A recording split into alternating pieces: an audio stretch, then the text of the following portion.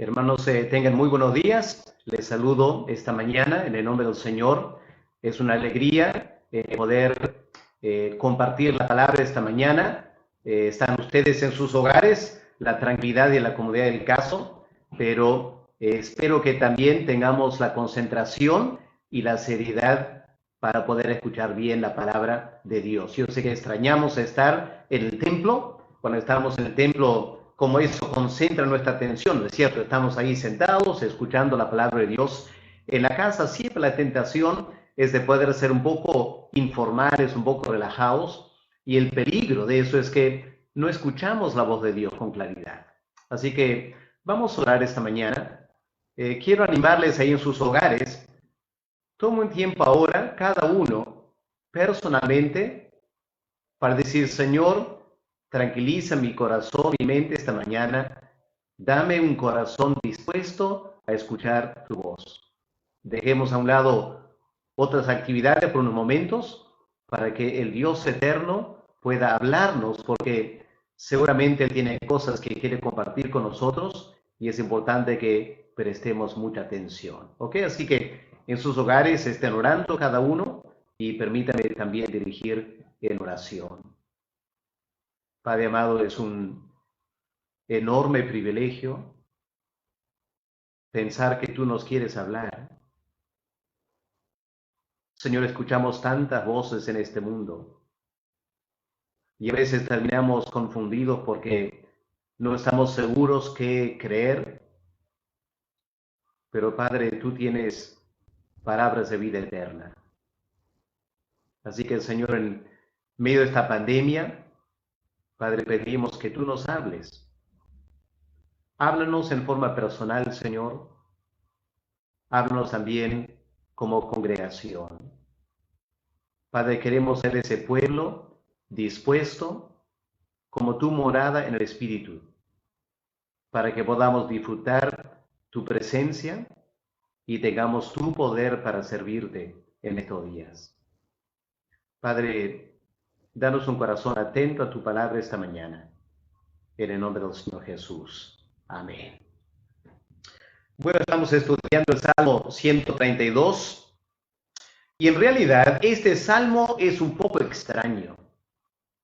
Es muy diferente a los demás salmos que rodean. Notarán en sus Biblias que los salmos que estamos estudiando estos días tienen como título Cántico Gradual, ¿cierto? De estos salmos. Eran cánticos que los peregrinos iban entonando cuando viajaban a Jerusalén para servir al Señor. Ahora, yo noté que este salmo es un poco más largo que los demás. Hice un pequeño ejercicio matemático. Sumé los versículos de los demás salmos para sacar el promedio. Es decir, de los salmos 120 en adelante. ¿Y qué encontré? Que los demás salmos, los cánticos graduales, tienen un promedio de 6 versículos cada uno. Pero el Salmo 132, ¿cuántos versículos tiene? 18. Es decir, es 3 veces más largo que los demás salmos. Obviamente cada salmo es importante, pero cuando este salmo se extiende, uno piensa, debe tener un mensaje muy especial. Empecemos notando el contexto histórico. Tiene que ver con el traslado del arca del pacto de la ciudad de Kiriat Jearim, donde estaba, hasta la ciudad de Jerusalén. Miren lo que tenemos en este salmo. Permítame analizarlo rápidamente antes de empezar el estudio detallado.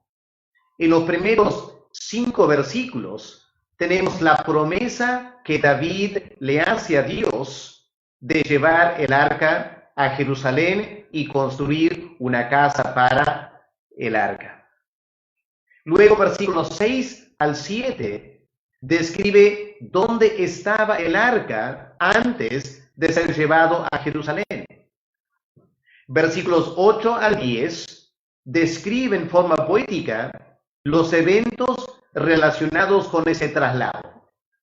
Lo tenemos en detalle en 2 de Samuel capítulo 6 y Primera Crónicas capítulo 15. Aquí está resumido en 3 versículos.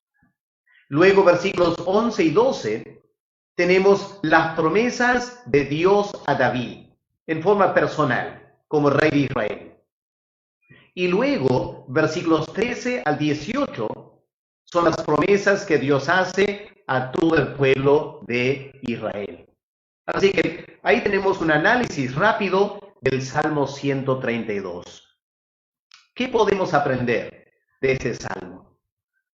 En primer lugar, notemos que el autor, que podría haber sido Salomón, el autor escribe este salmo para animar al pueblo de Dios. ¿A qué? A seguir el ejemplo de David, buscando primero el reino de Dios y su justicia, como dijo el Señor Jesús, para que de ese modo puedan reclamar las promesas de Dios. Hay hermosas promesas en la segunda parte de este salmo, pero para poder reclamar esas promesas, tenemos que cumplir el ejemplo de David, de buscar el reino de Dios como prioridad en nuestras vidas. Ahora, ¿cómo lo aplicamos a nuestra vida cristiana? El arca del pacto era ese como un cajón hecho de madera revestido de oro, donde estaban las tablas de los 10 mandamientos y todo el lugar santísimo en el tabernáculo. Ese arca del pacto representaba la misma presencia de Dios aquí en la tierra, la revelación de Dios. Ahora, cuando vamos al libro de Efesios, en capítulo 3, el versículo 17, el apóstol Pablo hace una afirmación interesante. Él dice que nuestras vidas, nuestros corazones, han sido creadas por Dios para ser morada de Dios en el Espíritu. En el Antiguo Testamento, la morada de Dios estaba vinculada con el arca del pacto. En la iglesia hoy en día, la morada de Dios está en nuestros corazones.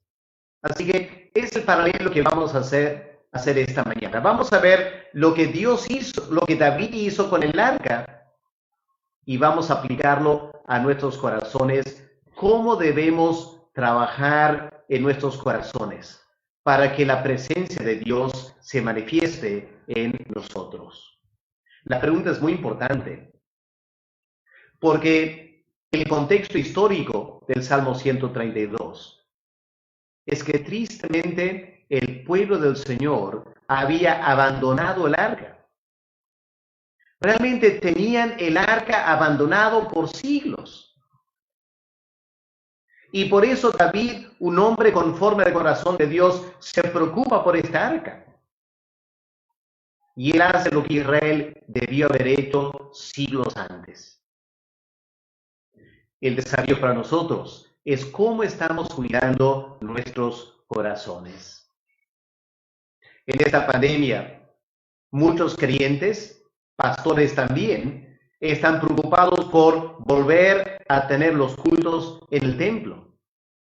Habrán escuchado que nuestra iglesia, la Alianza Cristiana y Misionera, ha estado a la vanguardia de suplicar al gobierno la demanda de que podamos volver el mes que viene a los cultos. Vamos a ver cómo el gobierno responde a esa petición de parte de nuestra iglesia, Alianza Cristiana y Misionera, a nivel nacional, juntamente con otras iglesias y fraternidades.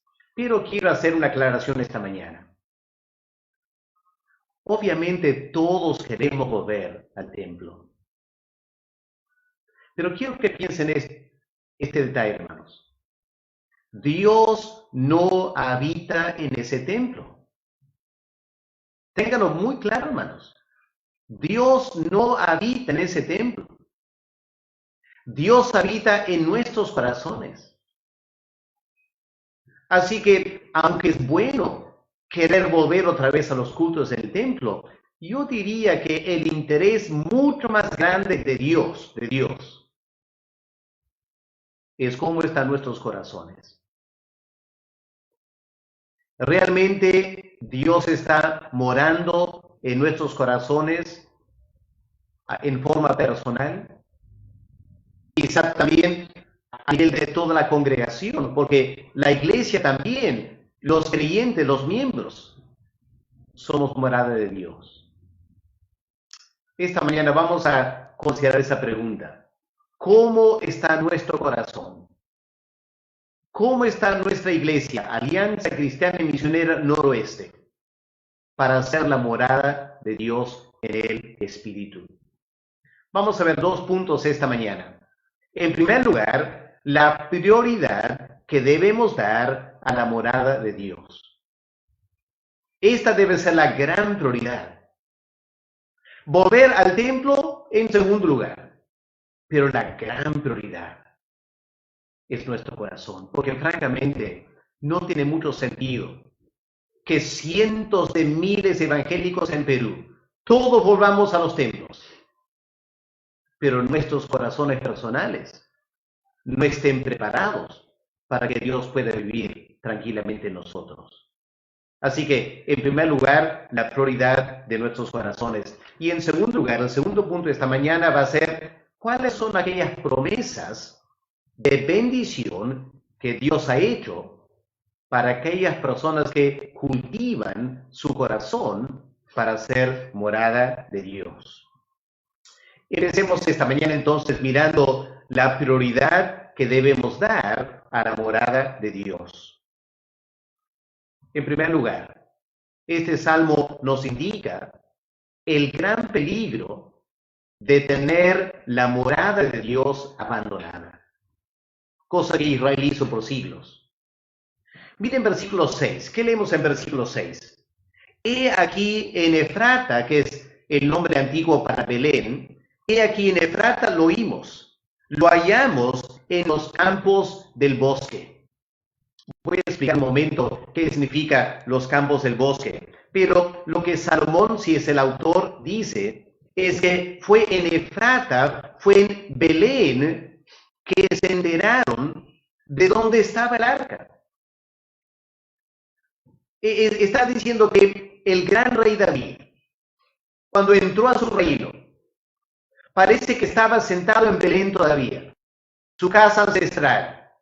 Y la gran preocupación del rey David era el siguiente: ¿dónde está el arca de Dios? Ahora, esa pregunta del rey David era muy importante, porque la historia de Israel, o mejor dicho, la historia del arca, refleja la condición espiritual del pueblo de Israel. Siglos antes, Dios les había dado la tierra prometida, la gran conquista bajo Josué. Dios había dicho a través de Moisés, van a establecer un santuario central, van a construir un templo y ahí van a colocar el arca. Pero ya han pasado 400 años y no han hecho nada para cumplir esa orden de parte de Dios.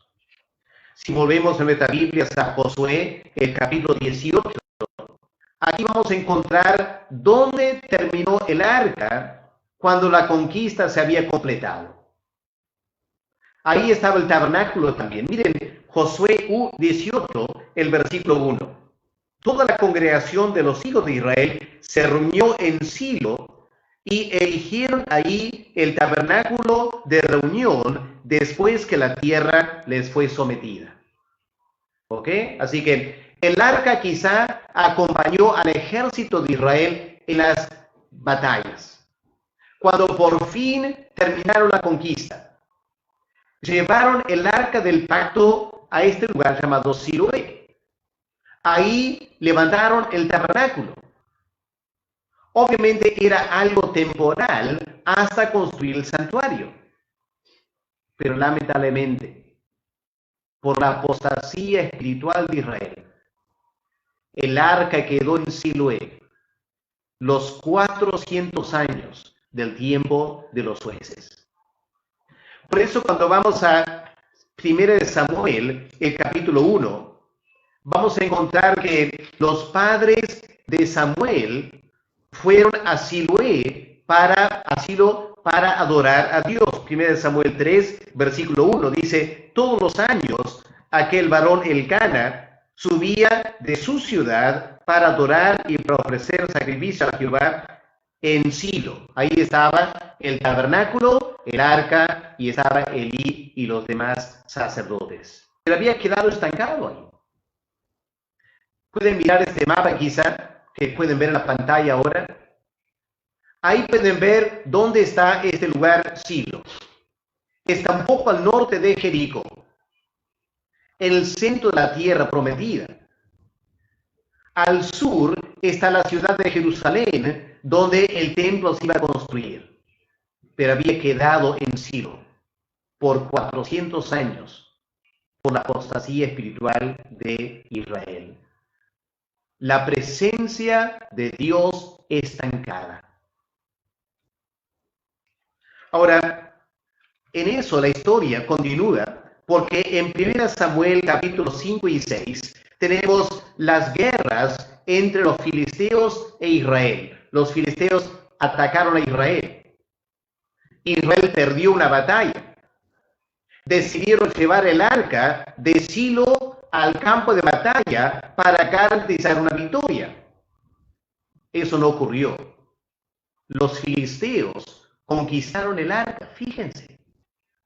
Estos paganos tomaron el arca y se lo llevaron a su capital, Asdod. Claro, Dios no se dejó tranquilo. Él juzgó a los filisteos. Y al final, en temor, devolvieron el arca una vez más a Israel. Y el arca terminó en un lugar llamado Kiriat Jearim. Lo pueden ver en 1 Samuel capítulo 7, versículos 1 y 2. Aquí está el mapa que muestra la ruta que el arca llevó. De Silo fue llevado por Israel al lugar de Afec, la batalla con los filisteos. Los filisteos conquistaron ganaron la victoria, conquistaron el arca, se lo llevaron a la ciudad de Asdod. Dios juzgó a los filisteos por el arca. Los filisteos devolvieron poco a poco el arca y al final terminó en Kiriat Jearim. Y el Salmo 132 narra la historia desde ahí hasta el traslado a la ciudad de Jerusalén por parte del rey David. Pero qué triste esa historia, ¿no es cierto?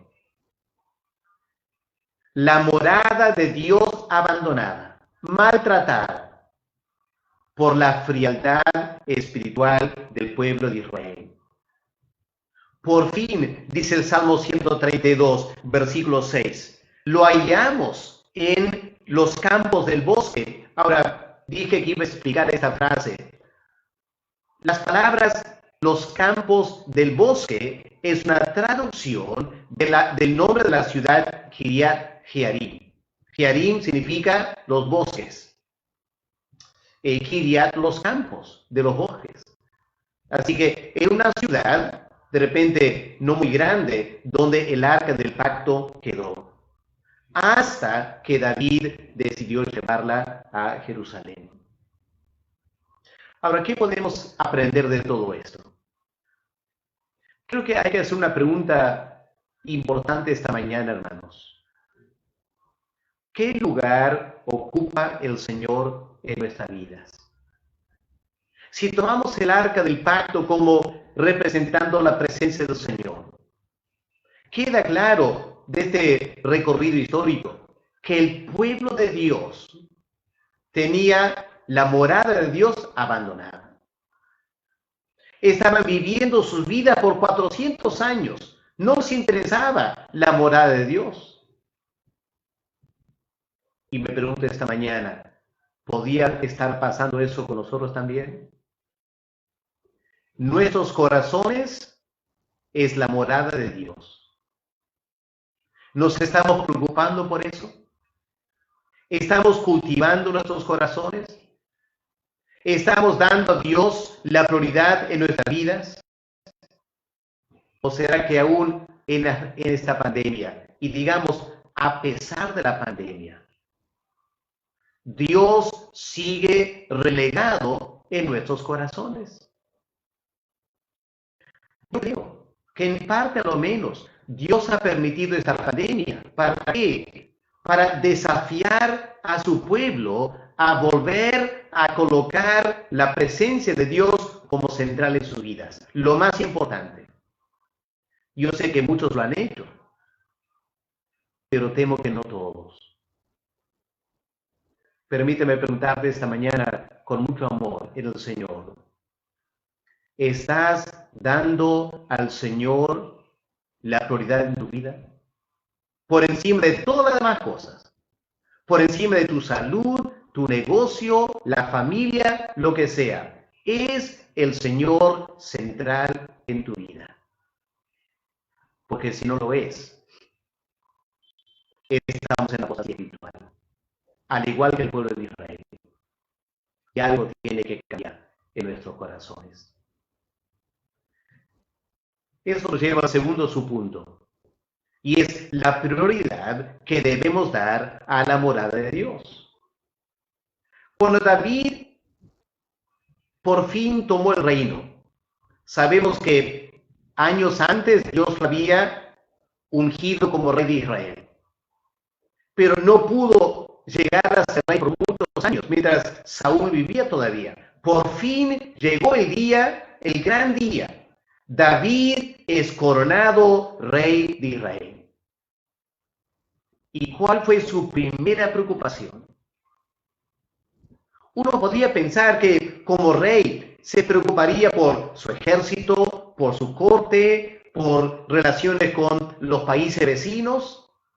Pero este Salmo 132 es tan interesante porque lo que nos dice es, el rey David dio prioridad al arca del pacto. Miren lo que leemos aquí, versículos 3 al 5. ¿Qué es lo que David hizo como rey de Israel? Lo primero que hizo, esta promesa a Dios: no entraré en la morada de mi casa. Ya como rey quería tener su templo, su palacio, ¿no es cierto? Pues David dice, yo voy a esperar a un segundo lugar. No entraré en la morada de mi casa, ni subiré sobre el lecho de mi estrado.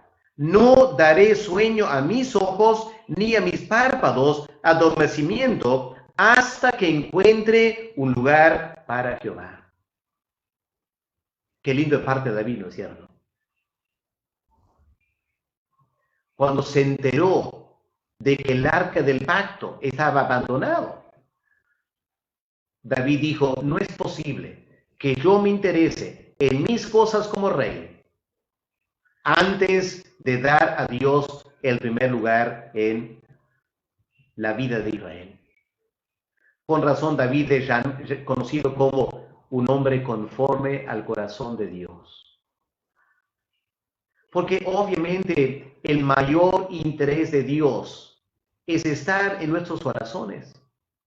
Ocupar ese primer lugar en nuestras vidas, eso es lo que Dios quiere. Y cuando un creyente quiere lo que Dios quiere, es un hombre, una mujer conforme al corazón de Dios. Así que preguntémonos esta mañana, ¿tenemos esa clase de corazón? Porque la verdad es que la morada de Dios en nosotros es el privilegio más grande que el ser humano jamás pueda tener. Creo que David entendió eso. David entendió que para la nación de Israel, tener el arca, tener la misma presencia de Dios en Israel, era un enorme privilegio. Ninguna otra nación la tenía. Habían grandes potencias, los asirios, los egipcios, los babilonios, grandes naciones, mucho más fuertes que Israel, pero Dios no estaba ahí. Israel tenía ese privilegio. Y David se pregunta, escandalizado, ¿cómo es posible que teniendo el arca, lo hemos abandonado en Kiriat Jearim.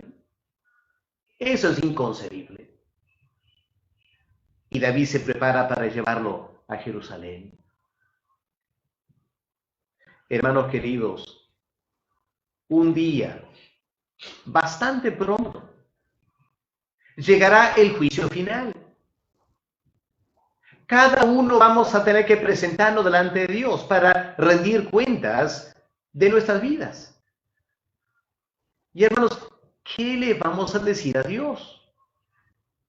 ¿Le vamos a hablar de nuestros títulos y nuestras maestrías y doctorados? ¿Le va a interesar a Dios eso? ¿Le vamos a hablar acaso de los negocios y cuánto dinero hemos hecho? ¿O será que le vamos a hablar a Dios de la linda familia que yo tenía en la casa donde vivíamos? Hermanos, a Dios no le va a interesar mucho todo eso. Pero que una persona pueda presentarse delante del trono de Dios y decir, Señor, yo dediqué mi mayor esfuerzo a cultivar mi corazón para que tú puedas vivir en mi vida con tranquilidad, para que yo te sirva, para que la gente que me conozca sepa, Dios es central en todo mi existir. Eso le va a impresionar a Dios, ¿no es cierto? Y qué alegría en ese día poder decir eso, hermanos. Así que aprovechemos este tiempo para evaluar nuestras prioridades y demos a Dios el lugar que Él merece. Ahora, en versículos 8 al 10 del Salmo 132, es un resumen del momento que David traslada el arca de Kiriat Jearim a la ciudad de Jerusalén. Lo que el Salmo pasa por alto es que la primera vez que David trató de hacerlo fue un fracaso total. Realmente un desastre fue. Si quieren leer los detalles, pueden mirar en 2 de Samuel, el capítulo 6. 2 de Samuel, capítulo 6, tenemos el relato del traslado del arca a Jerusalén. Y en la primera parte de ese capítulo, vamos a leer el desastre del primer intento. ¿Por qué? Escuchen lo que leemos en versículo 6. Cuando llegaron a la era de Nacón, un hombre llamado Usa extendió su mano al arca de Dios, que estaba siendo cargado en un carruaje, y la sostuvo porque los bueyes tropezaron, y este hombre pensó, el arca está por caer de la tierra. Y él extendió su mano para cuidar el arca. Y en ese momento, ¿qué pasó? Verso 7. El furor de Jehová se encendió contra Usa y lo hirió ahí a Dios, por aquella temeridad. Y cayó ahí muerto junto al arca de Dios. ¡Qué desastre! ¿Y David cómo reacciona? Miren lo que dice la Reina Valera, versículo 8. Se entristeció David. Eso es demasiado suave. ¿Sabe lo que el texto en hebreo significa? Se enojó David.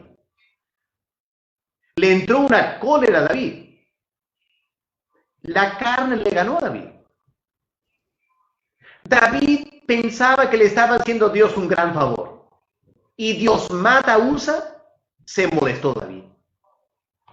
La palabra que se usa aquí, que la Reina Valera traduce se entristeció, es la palabra que tenemos en Génesis capítulo 4, cuando Caín ofreció esas legumbres a Dios y Dios no aceptó la ofrenda. La Biblia dice se ensañó Caín, se enojó Caín. Es la misma palabra en hebreo. O en Génesis 30, cuando Raquel, la esposa de Jacob, le reclama porque ella no podía tener hijos. Jacob se molestó con Raquel. ¿Acaso soy Dios yo para darte hijos? Ahí está la misma palabra. La reacción de David fue muy fuerte. Se enojó David. No tenía por qué enojarse. David estaba mal, no Dios. Tendrán que leer el relato para ver los detalles, pero básicamente David estaba actuando mal. David estaba queriendo trasladar el arca, escuchen bien, estaba queriendo llevar el arca a su manera. No lo estaba haciendo conforme a la ley de Dios. Dios había dado leyes muy claras. Nadie va a tocar el arca. Lo van a cargar sacerdotes con ciertos palos. Pero David no hizo caso a la palabra de Dios. Él lo hizo a su manera, indicándonos que para Dios nuestra sinceridad no es lo importante. Para Dios, lo que yo quiero hacer, que yo ame a Dios, no es lo importante. Yo sé que hoy en día mucha gente piensa que es. No lo es. Lo importante es la ley de Dios, lo que Dios dice. Podemos ser muy sinceros. Podemos pensar que amamos mucho a Dios. Esta mañana Marlon ha orado por Botswana, mencionado iglesias para personas de la ideología de género. Esas personas dicen, amamos a Dios y Dios, lo único que le importa a Dios es nuestro amor. Falso, totalmente falso. Si vamos en contra de la ley de Dios, no importa cuánto pensamos amar a Dios, no vale de nada. David amaba a Dios, pero no estaba obedeciendo a la ley de Dios en trasladar el arca, y Dios mata a Usa. Y David se resiente. Y Dios le deja a David que se resienta hasta que David entiende. Y luego él decide terminar el viaje a Jerusalén, pero con una actitud muy diferente, muy diferente. Y hermanos queridos, escuchen bien. Si Dios nos empieza a hablar de darle la prioridad en nuestras vidas, no se trata de hacerlo a tu manera. No inventes tu manera de buscar a Dios. Tienes que buscar a Dios en cierta manera. Y aquí el Salmo nos ayuda porque nos orienta acerca de cómo debemos cuidar la morada de Dios. Noten 4 cualidades fundamentales. En primer lugar, hay que hacerlo con humildad. Porque la primera vez que David trató de llevar el arca, David lo hizo con orgullo. Y Dios tuvo que humillarlo. Miren lo que leemos en versículo 8. ¿Qué dice el versículo 8? Levántate, oh Jehová, al lugar de tu reposo, tú y el arca de tu poder. Levántate, Señor, porque yo no puedo hacerlo. Levántate, Señor, porque yo fracasé cuando traté de hacerlo. Ahora, David no está llevando el arca a la fuerza a su manera. David se humilla delante de Dios. Dice, Señor, no puedo hacerlo. He tratado y fracasado. Hazlo tú, Señor. Levántate tú y anda a Jerusalén. Humildad. Primera característica importante. Segunda característica importante, justicia. Versículo 9. Tus sacerdotes se vistan de justicia. ¿Qué es justicia? Justicia es andar conforme a la ley de Dios. La primera vez que David trató de llevar el arca, no lo hizo en justicia. Y un hombre pagó el precio con su vida. Y ahora David llama a los sacerdotes. Y David se da cuenta, hay que hacerlo en justicia. Hay que obedecer la ley de Dios.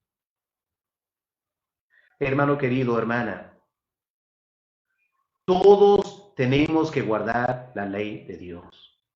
No hay excepciones. No hay personas especiales. No hay casos particulares. No pienses que por dar una buena ofrenda, un diezmo, puedes vivir como quieres no tardar en tu vida. No, no. Dios quiere obediencia. Dios quiere justicia en toda nuestra vida.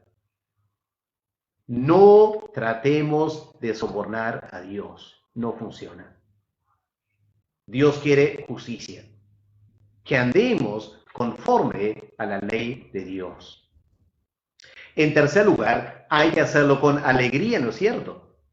Porque ¿qué más dice verso 9? Tus sacerdotes se vistan de justicia y se regocijen sus santos. Dios no quiere que estemos cuidando nuestros corazones como los fariseos lo hacían. ¿Se acuerdan los fariseos? Caras largas, amargados, resentidos, orgullosos, soberbios. Qué pésimo testimonio. Y lamentablemente hay muchos de nosotros que somos un poco así también. Y el evangélico fariseo, que se considera más santo que los demás, solo que anda con una cara larga, no está gozando la vida cristiana. Es un pésimo testimonio. Hermanos, tenemos que dar a Dios prioridad en nuestras vidas con alegría, con gozo, con regocijo. No dando la impresión que es una carga ser un creyente. Es una bendición ser un creyente. Tremenda alegría ser un creyente. Si los reyes no quieren tener cortesanos tristes, Dios tampoco quiere creyentes con caras largas. Yo sé que pasamos por momentos difíciles, todos tenemos esos momentos, pero el tenor de nuestra vida debe ser gozo y alegría. Y en cuarto lugar, debemos preocuparnos por la morada de Dios en nuestros corazones, dependiendo de Él. Dependiendo del versículo 10. Por amor de David tu siervo, no vuelvas de tu ungido el rostro. En otras palabras, no le des las espaldas. Aunque David sea un gran rey, si tú no estás con él, él no podrá hacer nada. Así que bendice a tu siervo David. No le des la espalda. Él necesita de ti. Y nosotros también debemos tener la misma actitud. No tratemos de volver a Dios a nuestra manera. El otro día un joven me escribió de nuestra iglesia: Pastor, ore por mi vida espiritual. Pastor, no estoy leyendo mucho la Biblia y no sé qué hacer. ¿Cómo vuelvo a Dios? Bueno, la respuesta tiene que ser: no te confíes en ti mismo. No te confíes de lo que tú puedes hacer. Reconoce que necesitas a Dios. Dile: Señor, necesito volver a ti de todo corazón, pero no puedo. No me des las espaldas. Ayúdame, porque necesito de ti. Y si oramos así, Él nos va a ayudar. Así que, en primer lugar, aquí tenemos esta prioridad que debemos dar a la morada de Dios en nuestras vidas. Pero ahora, en segundo lugar, ¿cuáles las promesas de la bendición de Dios que debemos reclamar? Porque en la segunda parte están las promesas de la bendición de Dios. Y rápidamente permítame mencionar algunas de las promesas que tenemos en este salmo. En primer lugar, la primera gran promesa: los propósitos de Dios para nuestras vidas van a prosperar. Versículos 11 y 12. En verdad juró Jehová a David, y no se retratará de ello. De tu descendencia pondré sobre tu trono. Y si tus hijos guarden mi pacto y mi testimonio que yo les enseñaré, sus hijos también se sentarán sobre tu trono para siempre. Obviamente, cuando David asumió el reino, dentro de pocos meses o años, la pregunta de David era: cuando yo muera, ¿quién va a heredar el trono? Hasta ese momento Israel no tenía una dinastía. Y David le habla con Dios y Dios le promete: mira, David, porque tú me has buscado a mí como prioridad. En vez de buscar tu comodidad, te has interesado en mi arca. Yo me encargaré de tus anhelos y deseos. Hay esa promesa en la Biblia, ¿no es cierto? Deleítate en Jehová y Él te concederá los deseos de tu corazón. Pero si no nos deleitamos en Dios, ¿cómo podemos esperar que nos va a prosperar? Él prosperará tu vida personal en cuanto le busques el primero. Pero si tú te enfocas en tu vida personal, no solo no tendrás éxito, sino que tampoco tendrás a Dios muy cerca en tu corazón. Busca a Dios. Dale a Él el primer lugar. Y verás, Él hará prosperar todos tus anhelos y deseos. En segundo lugar, otra promesa es, Dios va a suplir nuestras necesidades. Versículo 15. Bendeciré abundantemente su provisión, a sus pobres saciaré de pan. Dios está diciendo, ustedes han llevado el arca a Jerusalén, van a hacer de Jerusalén mi santuario. Pues bien, yo me encargaré de que en Jerusalén nunca falte el pan. Yo me encargaré. Y voy a proveer abundantemente, no solo un poquito de pan, abundantemente. ¿Para qué? Para que no haya pobre en Jerusalén. Hermanos, si queremos que Dios se encargue de mis necesidades, Dios tiene que ser primero en mi vida.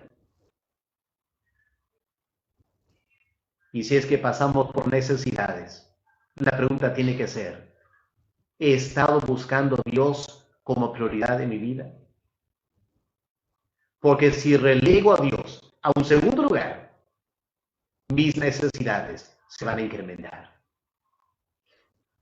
Reclama esa promesa del Señor, Mateo 6:33. Busca primero el reino de Dios y su justicia, y las demás cosas que necesitas vendrán como añadidura.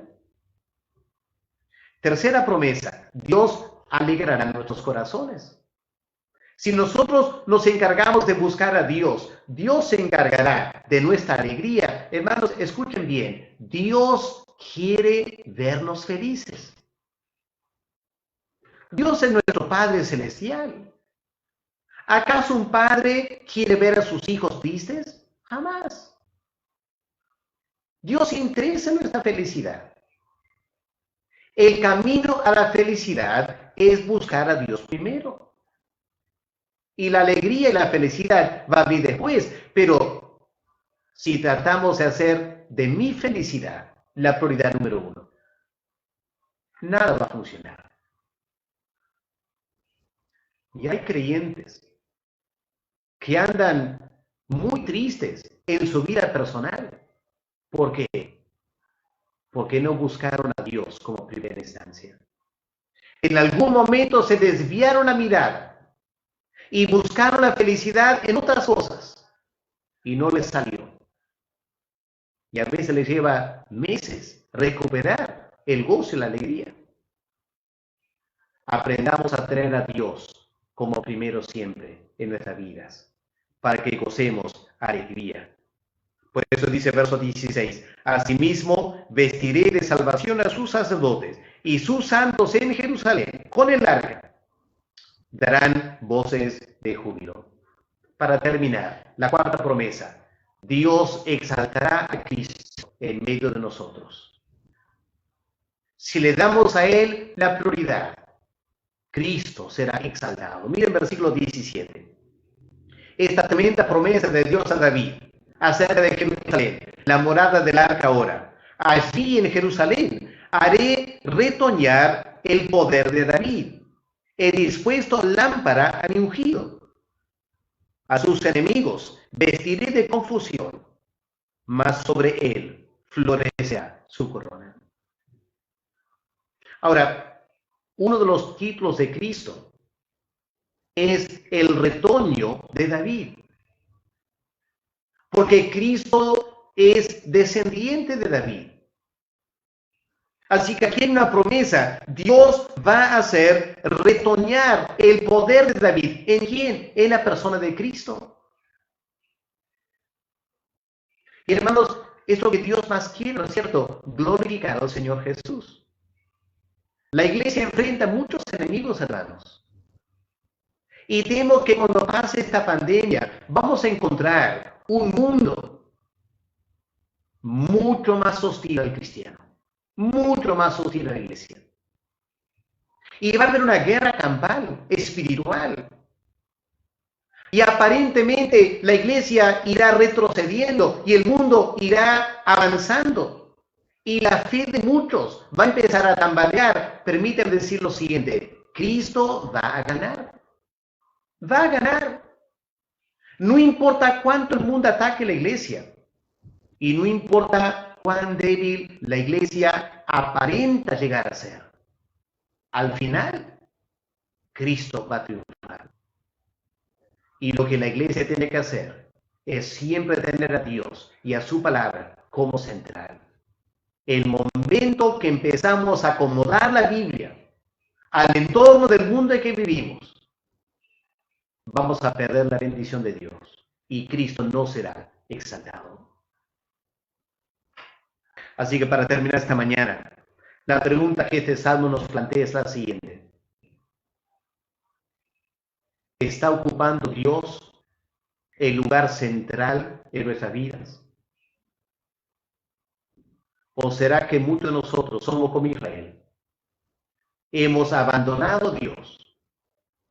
Claro, está por ahí escondido en nuestras vidas, en un rinconcito, pero nuestras vidas están centradas en otras cosas. Le damos a Dios de vez en cuando un momentito de la vida, como dándole un gran favor. Eso no camina. Dios es el Rey de Reyes, el creador de los cielos. David no podía creer que Israel tenía el arca abandonado, en un valle remoto, Dios deshonrado. David mandó traer el arca y Dios glorificó a David. No tengamos a Dios relegado en algún rincón de nuestros corazones. Dejemos que Él sea central y Él nos va a bendecir grandemente. Vamos a orar. Padre amado, gracias por tu palabra esta mañana, por el desafío y al mismo tiempo, Padre, la esperanza, porque se cumple la promesa, que si buscamos primero las cosas de Dios, todo lo demás va a caer por su propio peso. Vamos a prosperar en nuestros negocios, vamos a tener alegría en nuestros corazones, nuestras necesidades serán suplidas y Cristo será glorificado en nuestras vidas. Si tan solo nos encargamos de cultivar la morada de Dios en nuestras vidas. Enséñanos, Padre, te pedimos, en el nombre del Señor Jesús. Amén. Amén. Vamos a cantar al Señor una alabanza ahora, hermanos.